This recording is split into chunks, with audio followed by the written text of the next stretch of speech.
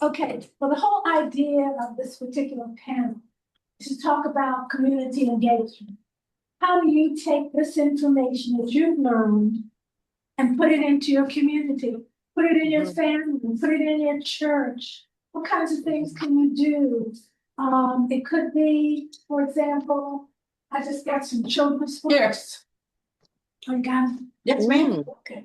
I just bought some children's books. This is Mom Beth, who was out of Boston, and this is a rendition by an author and an artist of the woman in the blue in the back. And so that's Elizabeth Freeman. And so I bought it because I want to see how someone writes a children's story about the same person. What do they say? How do they say it? It was interesting how they not to draw her, but painted her, because I've seen other paintings, but they haven't looked like this. So this was my own personal. So when I go around and I talk to people and I say, well, you want to get a gift for your granddaughter based on the American Revolution? I can say, how about her, So that's what we're going to talk about between the three speakers, how in their roles they would use community engagement. And then we'll come back out to you. How would you, and also we'll be asking Andrea the same thing. So you want to start off? Well, no, I want to make a comment. Dr. Marion Lane has children's book, and it is a grandfather talking to grandchildren about Black Patriots, but it's by Dr. Marion Lane. Oh, And you guys can look up the title of that, but I'm just giving you, and there's two of them. Yeah, Marion T. Lane. Marion T. Lane. She is also DAR member, Colonial Danes member, woman of color, this, that, and the other. So, yeah, we may as community engagement. Maybe Anna and I'll put a book list together for children. That's the kind of thing we're talking about. It's not hard, it's not complicated, I guess is the word. It's just a little thing to help people to learn.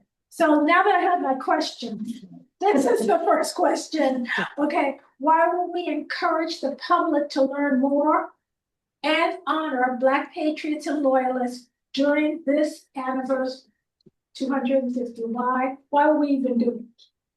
So panel, you want to? Well, I would answer first, why not do it?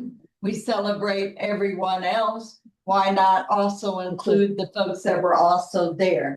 And again, it's also, I think of the future generations that we already grew up without. We just don't want it to go future generations, not knowing a lot of things that we're all sharing, but we're also learning as well. The things that we are teaching and sharing about, we're also had to learn because it wasn't taught in school. So I'll pass it to Rick.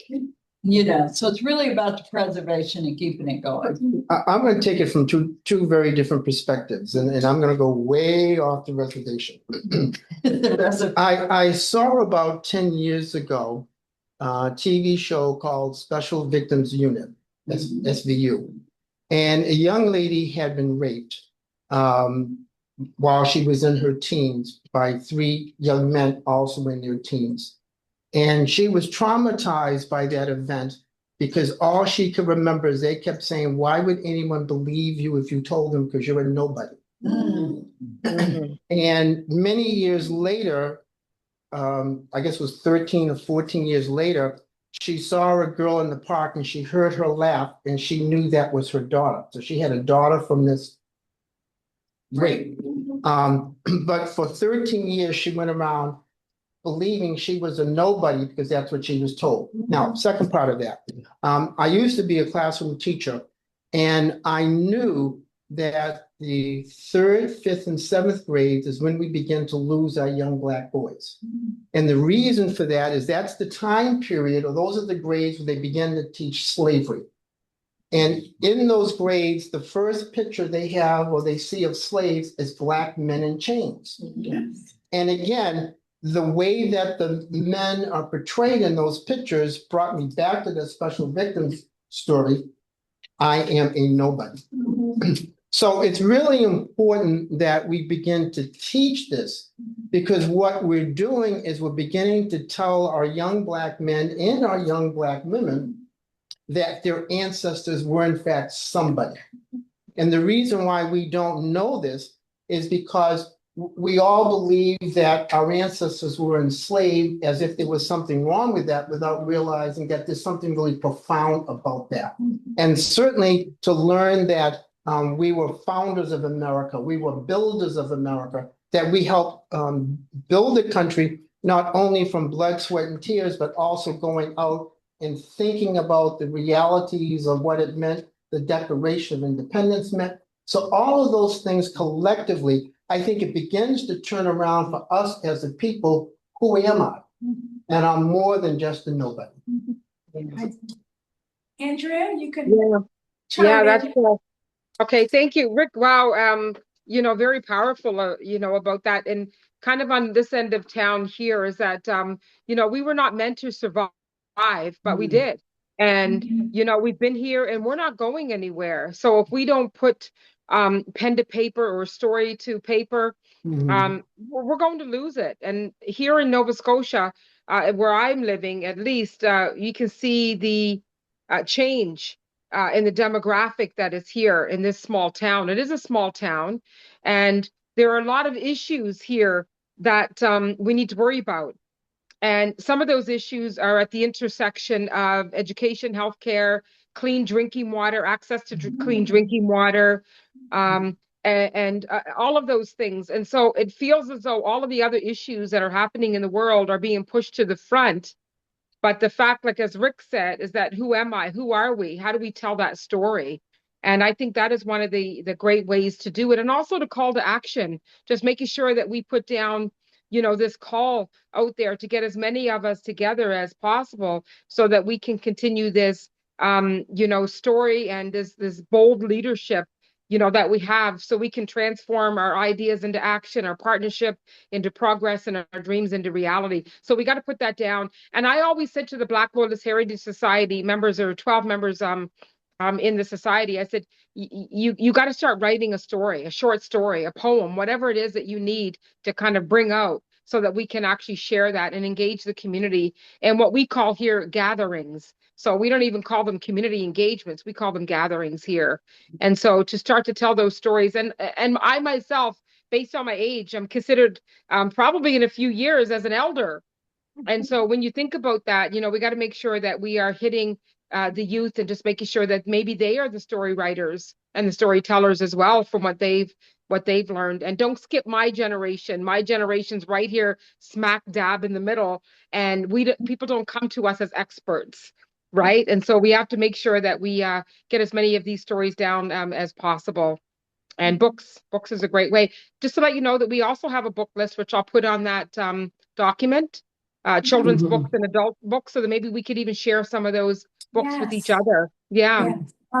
Yes. Okay. And I think you were my second question, even though I think you've answered it. But the idea was to look at Andrea and say, how do you engage the community in helping them to understand their history as descendants of loyalists?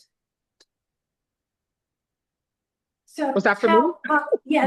How do you honor the loyalist? Yeah, that's a great question. So right now we're doing that through public commemoration, such as the #2 Black Battalion War Memorial, which is being installed, and we're celebrating on November the 14th here in Canada as part of Remembrance Day. It also comes through our coins. We have a Canadian Mint coin, and I'd love to be able to share all of this with you, to give you pieces of us that you can have there with you. We have this we have our own beer. We have our Back to Birchtown beer that is sold. It tastes pretty good. It doesn't taste too bad. I'll just tell you, it's like a Guinness. It's a stout beer, but it's good when it's cold. Yeah, good. It's got to be strong, right? It's got to be strong. So, British. Irish too. Yes. Oh, That's right, exactly. I love Irish gin. There's a story about Irish, which I can't get onto, but it's part of my DNA. I won't even go there. I won't even go there. But also we do it through we have our own YouTube channel as well, the Black Loyalist Heritage Center. So we're hitting the social media components of the younger people, Okay. our historical places and sites. We are actually part of historical places as well. That's on a part of a government website. And other museums, Africville Black Cultural Center, New Brunswick Historical Society, educational programs such as the African Canadian Studies, our own education guide, virtual tours, proclamations such as the African Heritage Month. We also have our Seafarers Project exhibit that is being launched soon. We also have an opportunity to make the Black Lotus Heritage Center a central hub for Black history. We've digitized over 16,000 documents that we've had on site. Although we lost a lot in 2006, we have a lot more that we need to digitize. And our heritage and our visitor site is bang on perfect. It's accessible. It is available. It's free when you need to, come in here. So it's just all this beautiful stuff. We have our own coat of arms as well, just to let you know. Oh, We have got wow. so much that we've already done. I know. So the work is fantastic. And the biggest thing we have are humans. We have descendants who are situated in the Oh, community. So that's the prize. That's the biggest prize that we have. that's wonderful. Yeah, rough book. So our last question, well, not last, because we're going to get to you out there, but for our panel is, could you tell us, you've already given us a whole list of things that your center has done, but could Rick and Shelley Viola Murphy tell us 2 or 3 things that you do that engage the community? So Rick, you want to start? Well, as the president of Society of the First African Families of English America, I would say that was the first thing that I've done, particularly as the founder.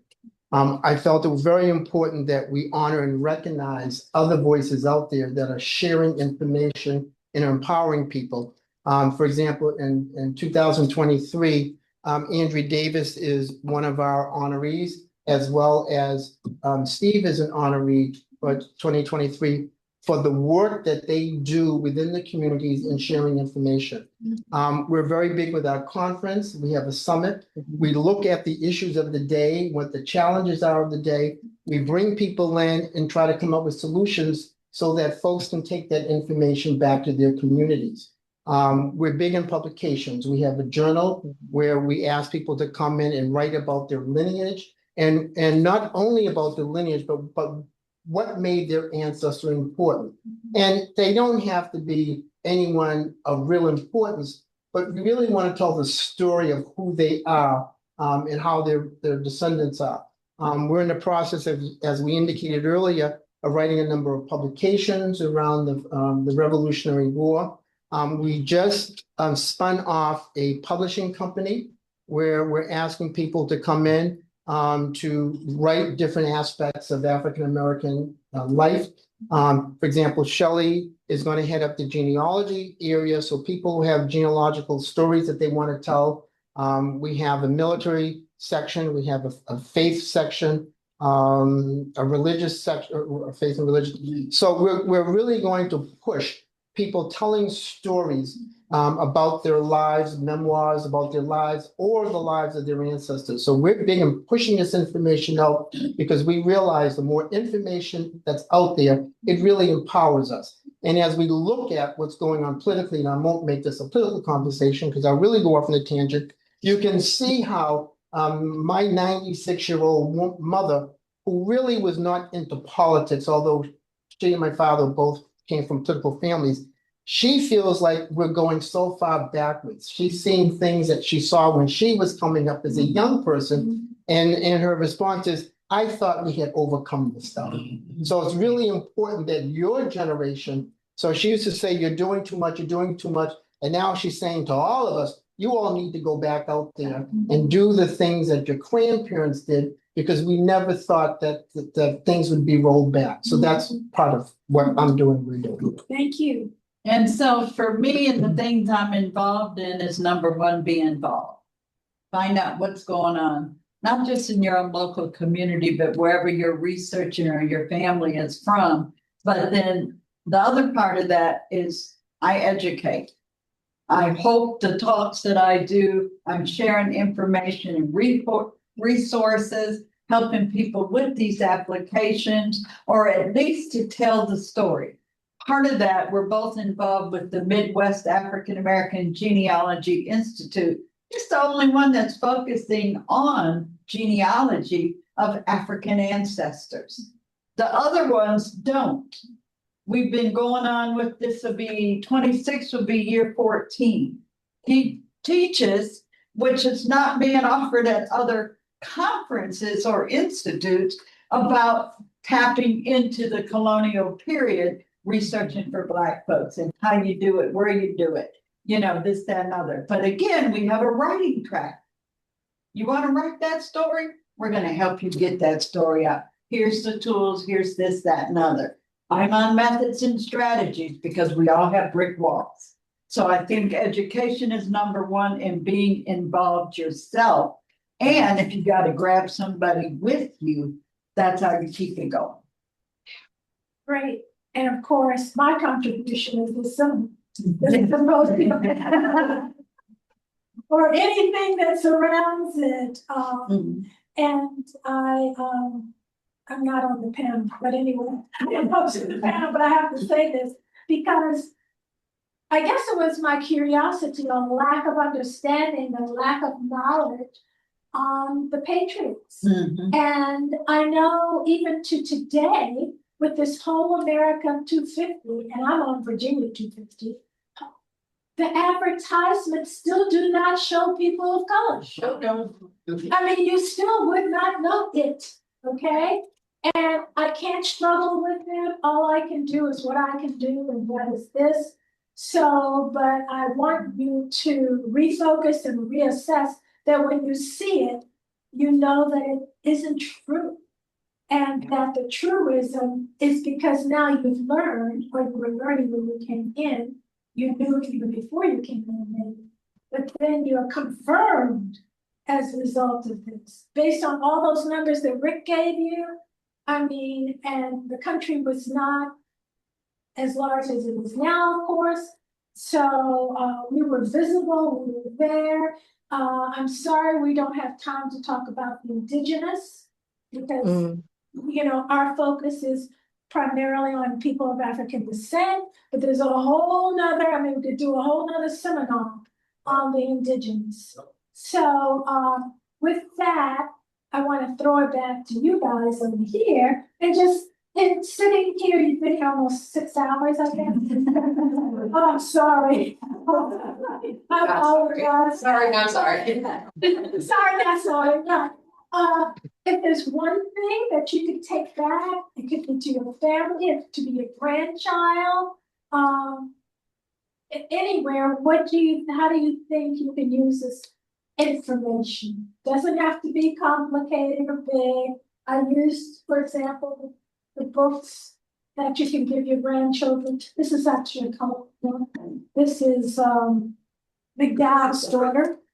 Yeah, Evelyn McDowell's daughter. And there's another society, just as a quick side note, and again, being involved, Sons and Daughters of the U.S. Middle Passage. There's several of us that are members of that, and you're able to document an African American enslaved person coming through the U.S. Middle Passage. So again, it's another lineage society. They do a conference as well, have speakers and so forth. Sister company with the Society of First African Families, because you know, all I gotta do is go back 1 or 2 more generations. Now we're at colonial times and stuff. So I just wanted to put that out. And that's Miss McDowell, Dr. McDowell is she president of the she founded Sons and Daughters and funded it. And when she mentioned her name, I thought we should call out her organization. By Janelle, right? This is her daughter. Yes. Before her daughter went to college. Yes. Her daughter put 2 books like this together. Yeah. And I know this is way off, but one thing I like about the book is it tells you that anything you want, you can copy. Anything in the book, you can copy. You don't need permission. Once you buy That a book, book. yeah, that book, in this book, once you buy this book, Yeah. you can use everything that's in it. You don't have to ask permission. So go back to you. Do we have a couple of things? Sure. Yes, my family, I'm from Maryland. And a book was just released on Belvoir Plantation. And the archaeologist, she was doing a dig in Maryland, in Crownsville, Maryland, looking for remnants of the French soldiers that had a campsite there when they were on their way to Yorktown. So they were doing the dig and they uncovered slave quarters. And they found that the slave quarters there, that there were relatives from my family. Their name was Cinderella Brogdon. She had married Abraham Brogdon. And eventually they got married. Abraham was a free man. He was living in Baltimore, but he worked on the farm in Anne Arundel County, near where Cinderella lived with her mother, with her family, and her brothers and sisters. Well, they got married. They got married, and then Abraham found out they were going to send Cinderella down south. So he decided to run away with her. And the archaeologist that wrote the story, she found out about Cinderella through Chris Haley. And so Abraham and Cinderella ran away to Baltimore. And of course, they were looking for Cinderella. They put out ads, runaway slave. Okay, they were caught. Abraham went to jail. He got 4 years, but he only did 3. He got a pardon. And when he came out of jail, Cinderella was gone. They say she was sent down south, and some people believe that she had been killed. But she also, Dr. Julie Jablinski, she also did a book on her archaeological dig, and also about my family and Cinderella Brogdon, and also it was another family living in the slave cottage, the Burley family, which we had Burleys, which are our cousins. But this is Very good. Good resource. Thank you. Take a picture. Okay. One more before we close. Okay, Steve? Got a question? So one of the things that I do where I try to contribute is to engage with teachers. I'm involved heavily at Arlington House there near DC. I'm heavily involved with teacher institutes at Mount Vernon. And I'm also heavily involved with teacher institutes at the Decatur House in Washington, DC. Each summer I have a chance to engage with teachers who come to these institutes to learn how do we engage with students better on these kinds of topics. And so to be able to engage with them on these kinds of topics, it's good for the soul, in terms of what I enjoy doing, but it's also good for them because they're struggling in this kind of societal mix that we're in right now, where they're not quite sure how solid the ground is that they're walking. So I think that those things are really important, to find how we can use our individual voices in this space, in this 250th, anniversary, to not only lift up our own history, but how do we help people see that they have a voice to be able to share this themselves. I have a conflict. Okay. I am a huge Steve Hammond fan. So I have to preface that.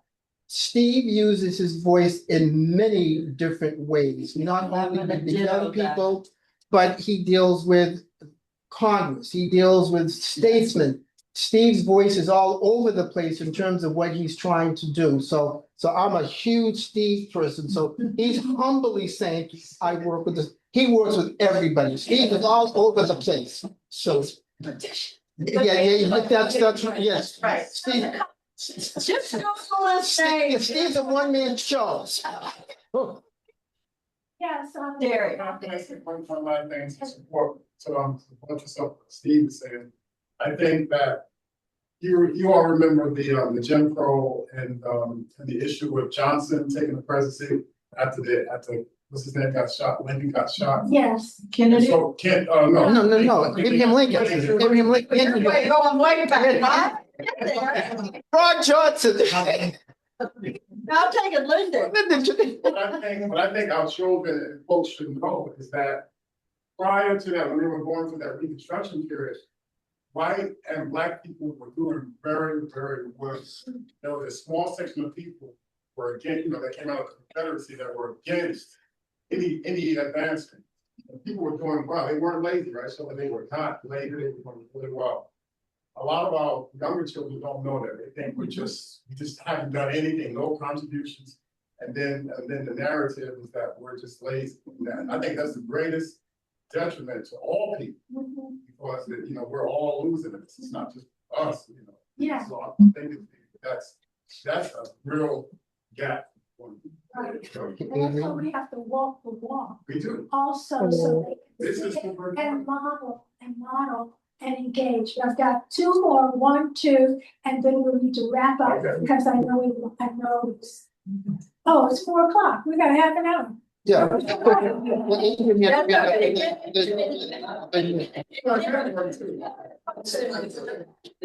Yes, okay. Okay, thank you. So. No, I'm excited. We both live in Alexandria, I drove all the way out here to hear you speak. Cup of coffee would have gotten the same thing. When you talk about losing the children, right? And working to give them some sort of extended self-identity. Yeah. I have to go back. Dr. Anthony T. Browder is an Egyptologist. He's a historian. He has created the John Henrik Clark Enhanced History Project in DC. You can go to the article and see this. But in that, there's a quote on the wall from Tony Browder, and he says, for context, if the history of African people were a book of 1,000 pages, the story of their enslavement would begin on page 996 and would only be 2 pages long. Yes. Wow. That context, like even as I'm doing family history, right? Connecting that context to who we were, right? As you talk about the smallpox not getting the first generation, I'm like, because they still had their medicine. They still had their ways of being that made them valuable to go get as enslaved people. When we center our ancestors in their own history and culture, we begin to see things about not only who we are and who we come from, but it makes sense to me that they left to go to Nova Scotia. Sure. Like Andrea was talking about the Exodus, and I'm like, wait a minute. So these were the people that inspired Marcus Garvey to do the Black Star Project. Like there's just such a through line.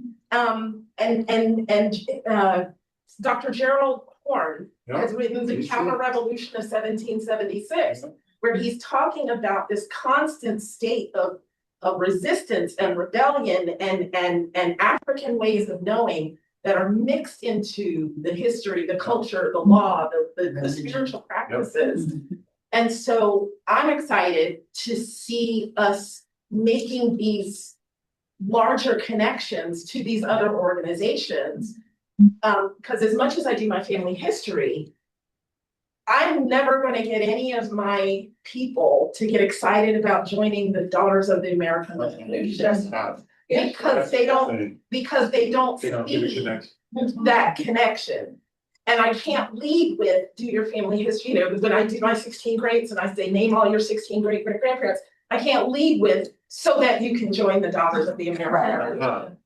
And so I would encourage us to begin thinking about this, about why it matters to us starting from the belly button. Like, what is it in this for me? I'm only interested in this right here. And so when we're doing outreach, when we're doing this, to really encourage people to start with self and then begin doing that extended self-identity.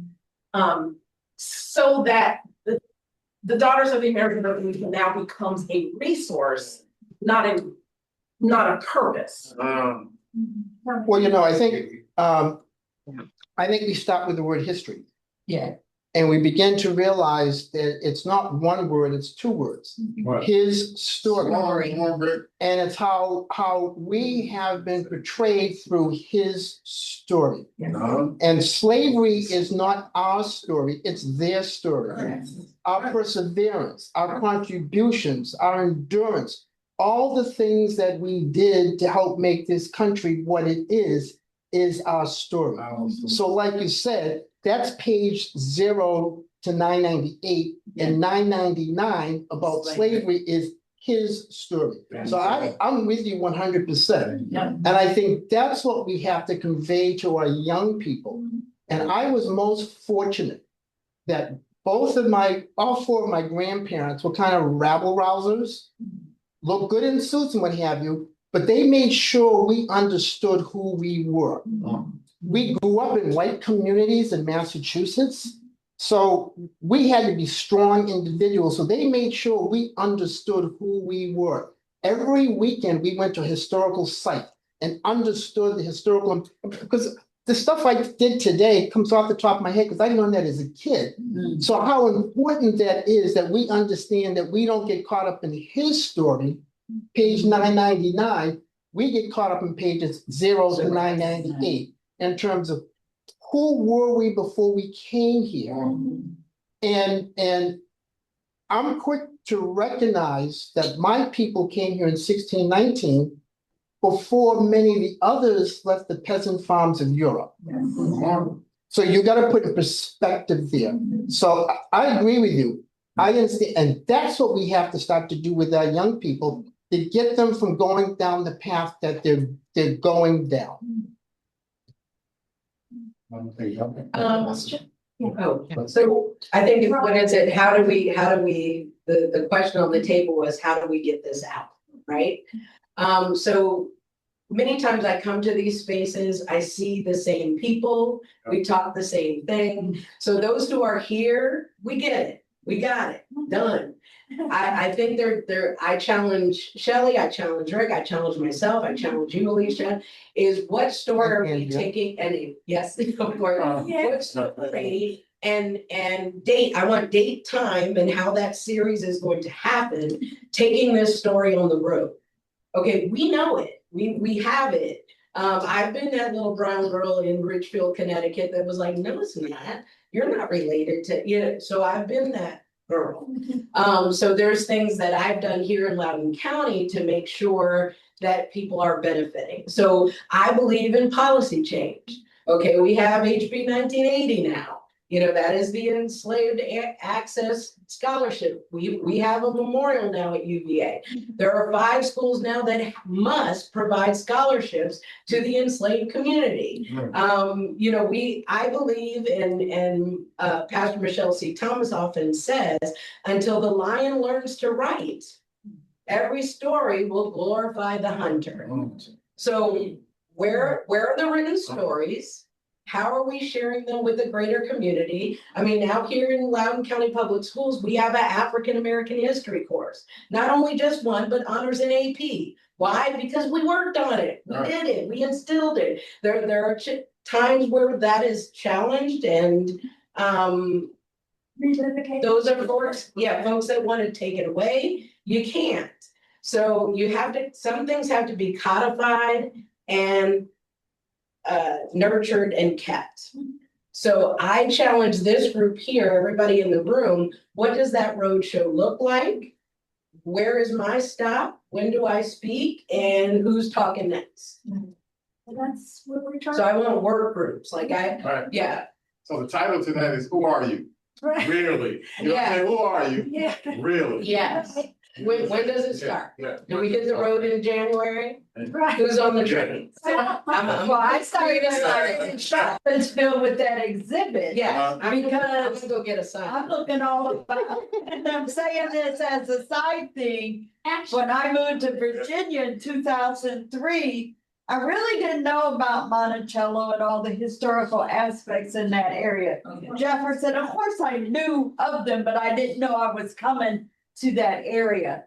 I was coming because I knew of UVA and basketball and Ralph Sampson. Mhm. I'm leaving college community, Florida State FAMU, and coming to UVA. Family stops in Blacksburg didn't adjust to Blacksburg, so we rode up to Charlottesville and it was all over. But everything was Civil War. I didn't understand once I started researching the area. Well, wait a minute.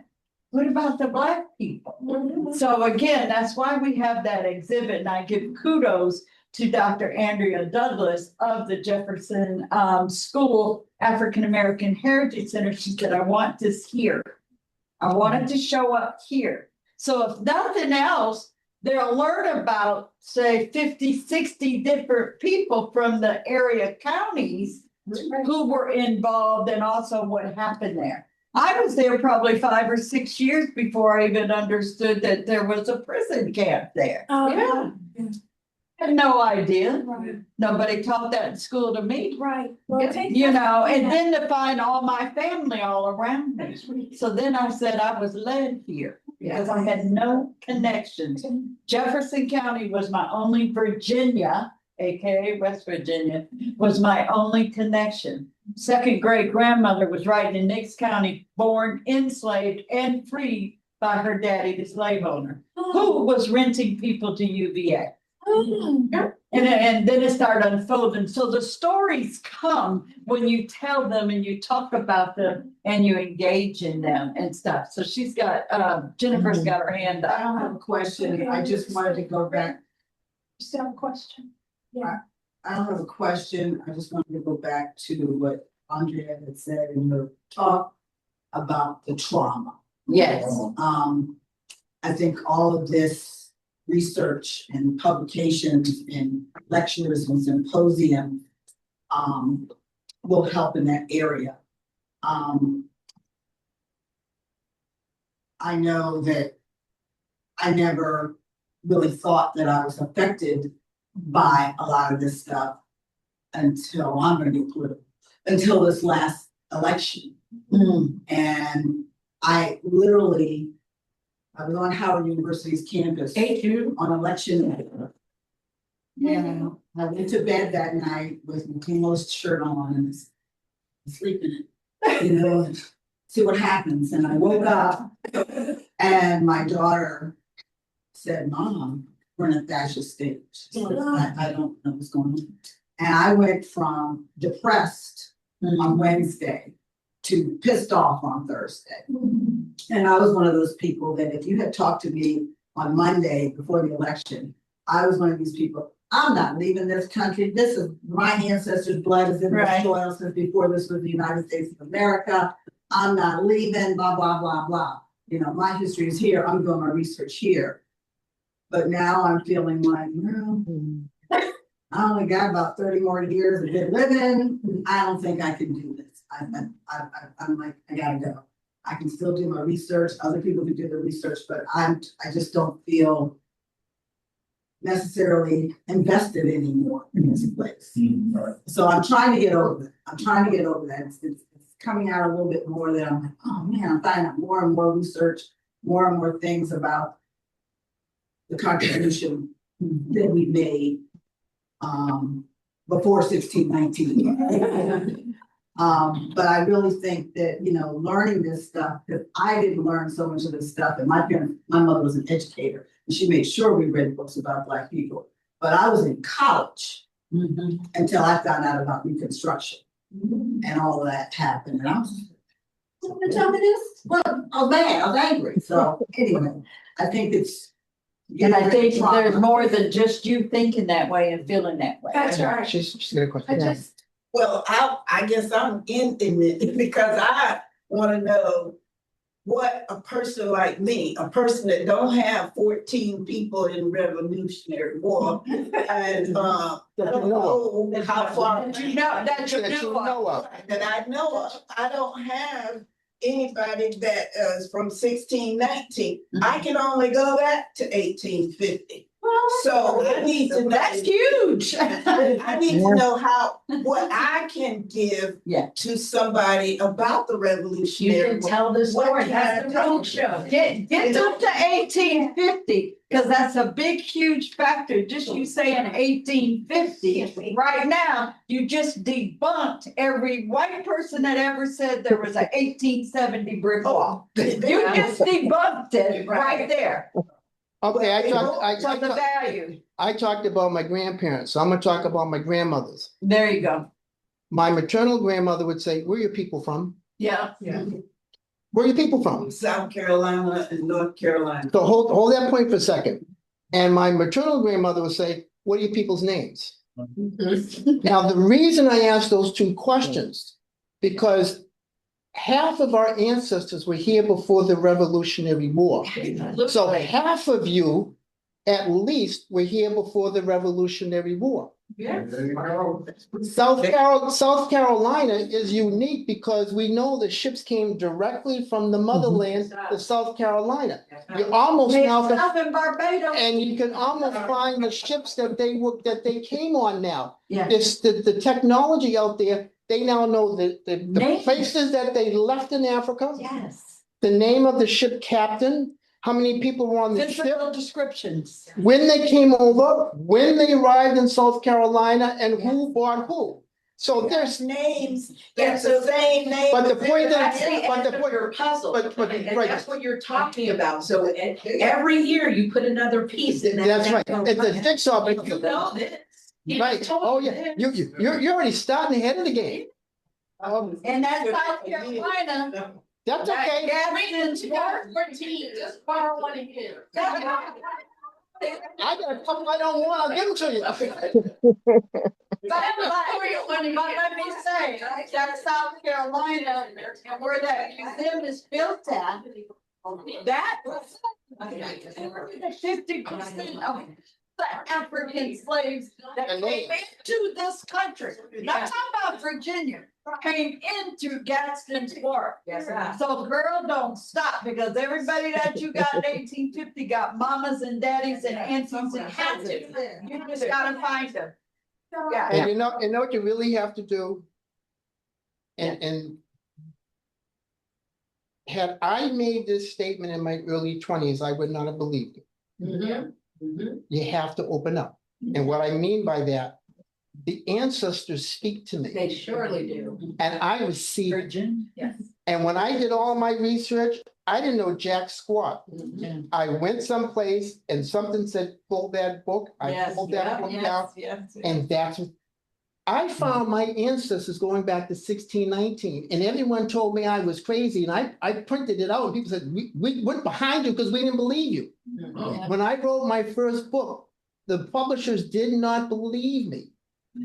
They said it reads well, they take DNA, took the DNA and boom, boom, boom, right along the line. I had every single record. I didn't know jack squat. Right. I received the ancestors. South Carolina, down there in that museum, they have all kinds of stuff that wasn't around 5, 10, 20 years ago. Go down there and receive and let the ancestors speak to you. They're gonna guide you. You'll be surprised how all these women who belong to DAR, all these men SAR, you get them with a drink and say, how'd you find? I don't know. Something told me to look here. Yeah. Now, Something that's no told me- longer for 2 a.m. because you woke up. Right, Andrea? Yeah, right on. Same thing. Yep. All of the Birchtown.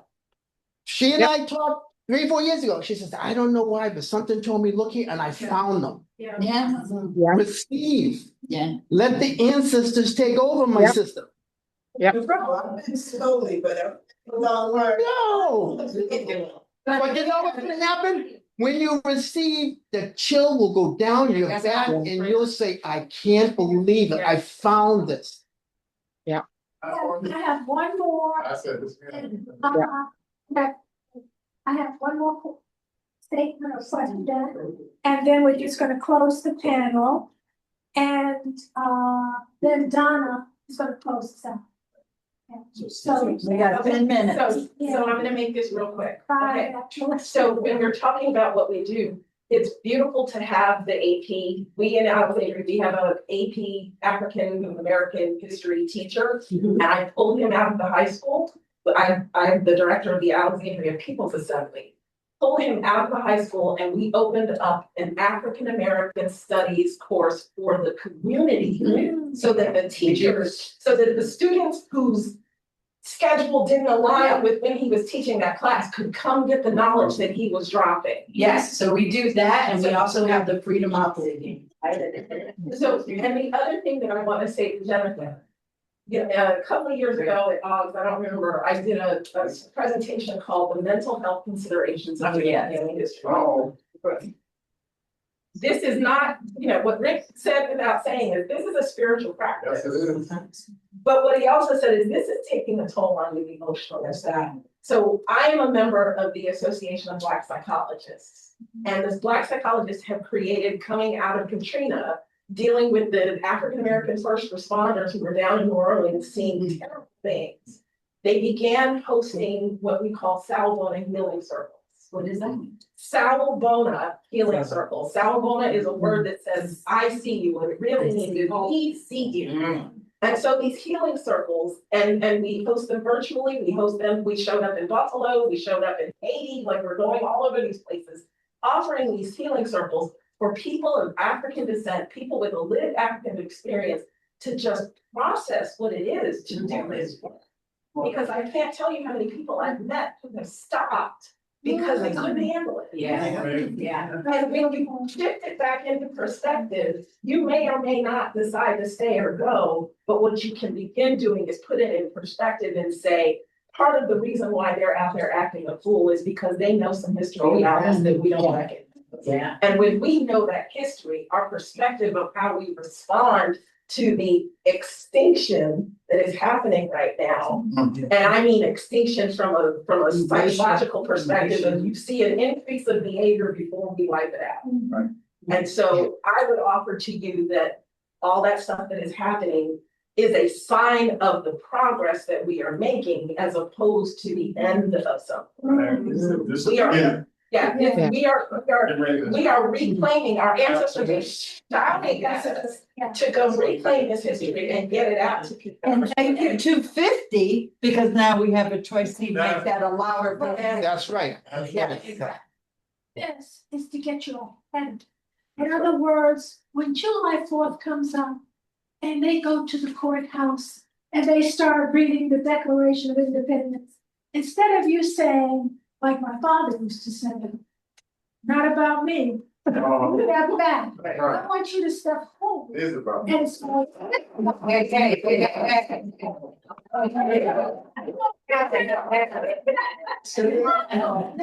I mean, make it a national holiday for people to stay home. Moving forward, you walk. Frederick Douglass, I his think- view on 4th of So July. I know it's getting close, and I gotta come up and close, but before she does, wait, I just want the panel to just say a last word, not a paragraph, but just a last word. Say the paragraph. Say thank you for coming out. Appreciate it. And anything I can do to help and support with Tom and Paul and my folks that are up here, I'm available. And thank you. And anybody with the interest or questions regarding any of the lineage societies as the resource as well as the education, but also to get that name up there and raise that voice, let me know. I'll be glad to help. Rick? Ditto. You owe me a call. We need to talk. Absolutely.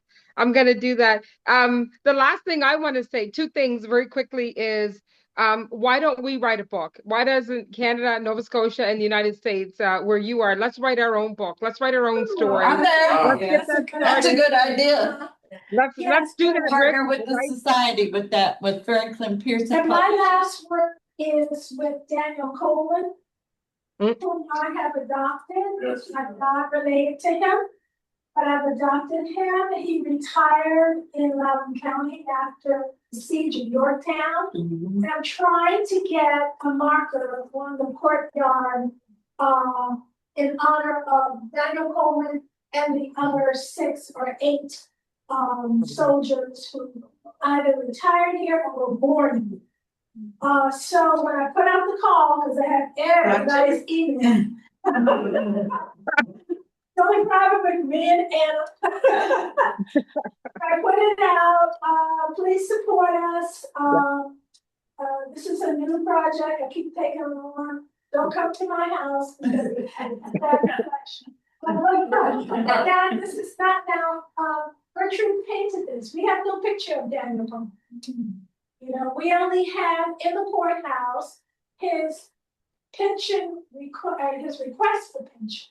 We don't even know if he ever got it. We don't know where he's buried, but it symbolizes the African American participation in the war. And when he was, I don't know the military word when you get out of the service. Discharge. When he was discharged in Loudoun County and stayed until he was in his 90s. And one more thing, he was born in Maryland. Yeah. Maryland, the state of Maryland is going to put up a memorial of all of their Revolutionary War Black Patriots. And I want to make sure, because he was born in Maryland, that his name is on there too. So there'll be a lot of things that you can participate in. And we hope to see you around at different, well, we've done a lot of activities. I don't know how many more we're going to do. But I'm going to close with that. Introduce you to Donna Bohannon, who is the chair of the Black History Committee. I'm a member of that. And she's going to close us out. And if you hand me my phone so I don't walk away from it. Be terrible. I have to come to, oh, I don't, You have I to might come not to try to Charlotte. Charlottesville. Go ahead, I'll just. Okay, good. That's good. Okay, so everybody. This last part of the conversation really touched me because I have been so in touch with my ancestors. And with this conversation, everything that you've said, all of us here, is proof to me that our ancestors are supporting us. There are so many things that you all said that I can relate to. Were you on the Broaders tour this past weekend? I was. And so was I. That's right. We were on the same tour. Okay.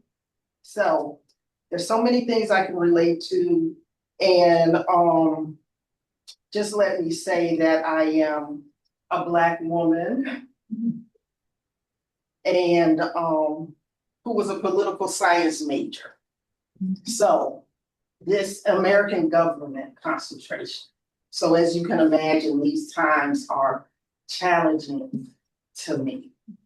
But moving on, I would like to say that I have the privilege to facilitate a group of people that are passionate and intentional about preserving our history and sharing it.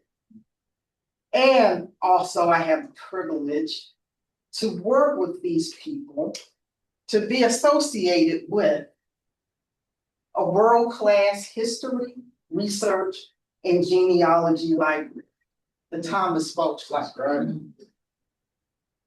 For example, a perfect example of how special the group is this partnership symposium led and coordinated by Alicia Cohen.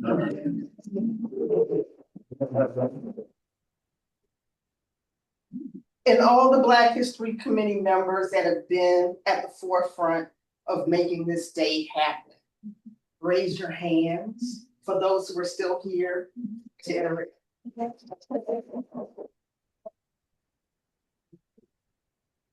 And not just this symposium, but several events in this county. So again, you've already clapped, but if you could just help me thank them again. Alicia.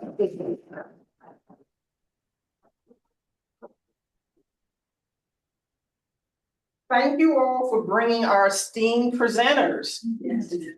Andrea Davis.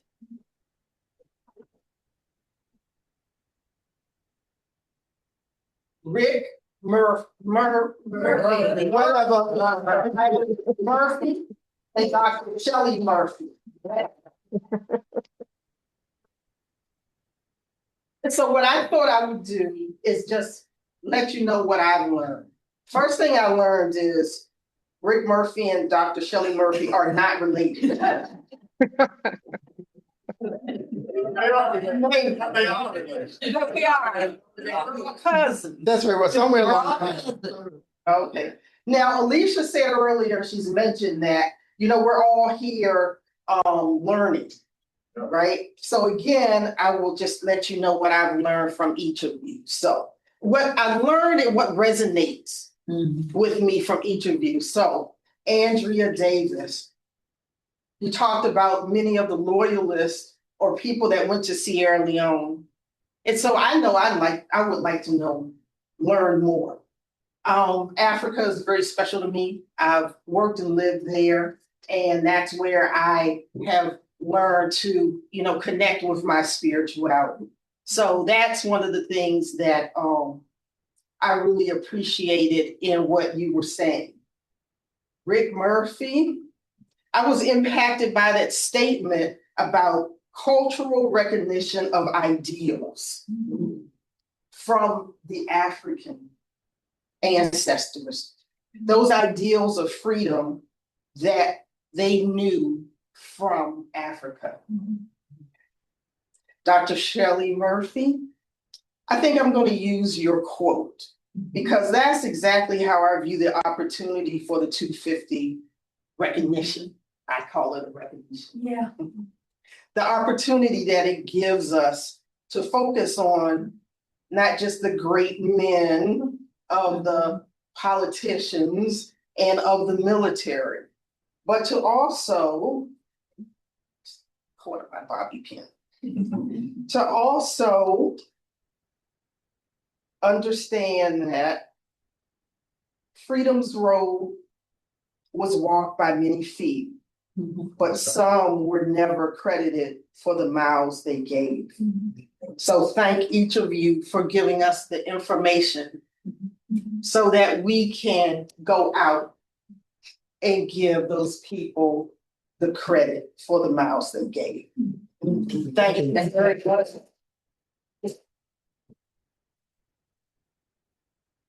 Thank you, everybody.